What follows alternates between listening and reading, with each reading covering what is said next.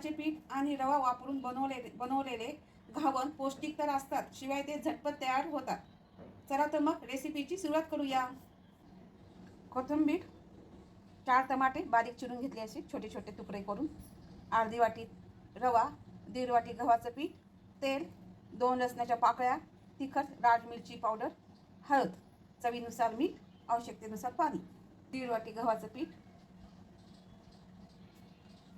रवा अर्धी वाटी, जाड किंवा बारीक दोन्ही चालेल, चवीनुसार मीठ. सर्व एकत्र करूया. थोडे थोडे पाणी घालूया.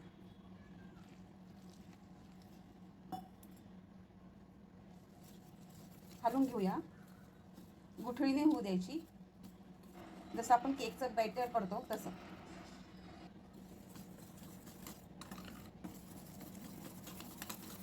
तुम्ही बघू शकता आपलं पीठ बघा छान मिक्स झालंय, व्यवस्थित कळी पण झाली नाहीये, छान झालंय, इडलीच्या पिठासारखं किंवा मग केकसारखं. झाकण ठेवूया 15 मिनिटं, जेणेकरून आपला रवा असा फुलेल. साईडला ठेवून देऊ आपण.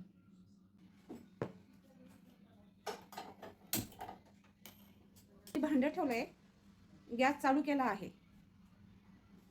जाड बुडाचं भांडं घेतलंय. एक पळी तेल घालूया. तेल तुम्ही कमी जास्त करू शकतात. लसणाच्या ज्या पाकळ्या आहे आपल्या 2 अशा मी बारीक चिरून घेतल्या आहे याच्यात. आणि आपलं तेल तापलंय. आता आपण याच्यात लसूण घालूया. हलकासा ब्राऊन कलर यायला पाहिजे. आपल्याला याच्यात मोहरी, जिरं काही घालायचं नाही. हलकासा लसणाचा ब्राऊन कलर आला आहे.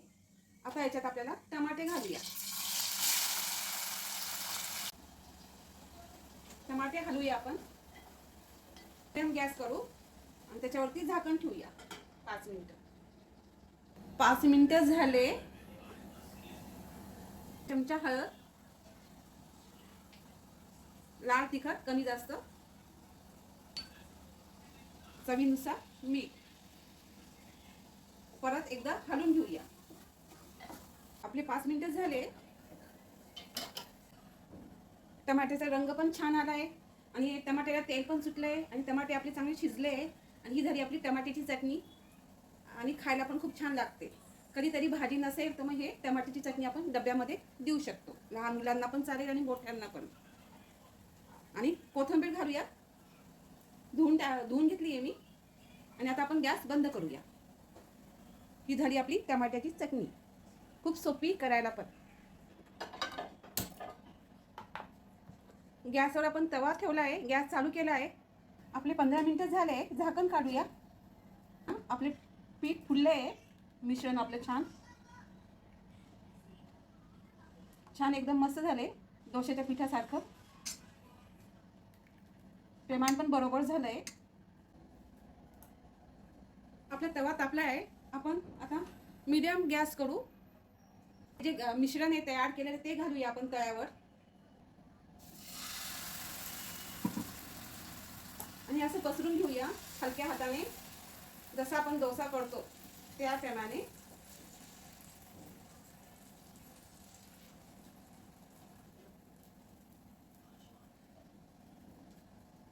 आता गॅस आपण फास्ट केला आहे. 2 मिनिटं. आपले 1 मिनिट झाले. झाकण काढूया.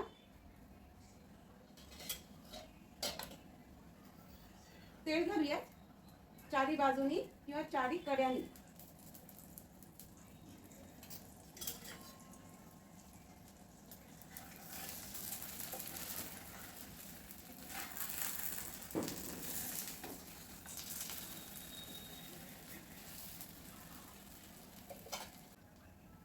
आता आपण एक साईड आपली छान भाजून झाली आहे खरपूस. आता ही दुसरी बाजू बघा, रंग पण गोल्डन आलाय छान. बघू शकता रवा घातल्यामुळे ना घावन असे खुसखुशीत होतात आणि खायला असे क्रंची क्रंची. कधीतरी हे असे घावन खाऊया. पोळी भाजीच्या ऐवजी घावन आणि ही टमाट्याची चटणी एकदम भारी एकदम मस्त लागते कडक. आता आपण पुन्हा तेल घालूया थोडं. मध्यम आचेवरच आपल्याला गॅस चालू करायचा आहे. बघा, खालची बाजू पण छान झाली आणि वरची बाजू पण छान झाली आहे. रंग पण सुरेख आला आहे, गोल्डन गोल्डन. तर आपण एका प्लेटमध्ये काढून घेऊया.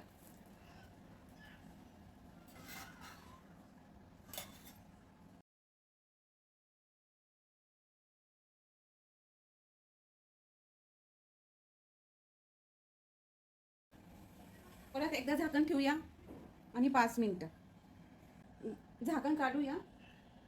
वरची बाजू पूर्ण सुकली आहे. आपण तेल चारी बाजूच्या कड्याने असं तेल घालूया.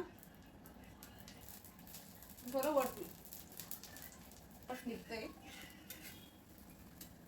आता गॅस मोठा करूया. दोन्ही साईडनी चांगलं भाजून घेऊया सोनेरी रंग येईपर्यंत. सगळे आपल्याला असेच ह्याच पद्धतीने सगळे डोसे करून घ्यायचे. ही आपली टमाट्याची चटणी आणि हे घावन चटणी एकदम स्वादिष्ट लागते आणि टेस्ट पण छान लागते घावनसोबत. शक्यतो हे घावन गरम गरम खायला मस्त लागतात. हे घावन तुम्ही ओल्या चटणी किंवा लोणच्यासोबत गरमागरम खाऊ शकता. घावन आणि टमाट्याची चटणी ही रेसिपी तुम्हाला आवडली तर कमेंटमध्ये नक्की सांगा. लाईक करा, सबस्क्राईब करा, मित्रमैत्रिणीसोबत शेअर करा. थँक्यू.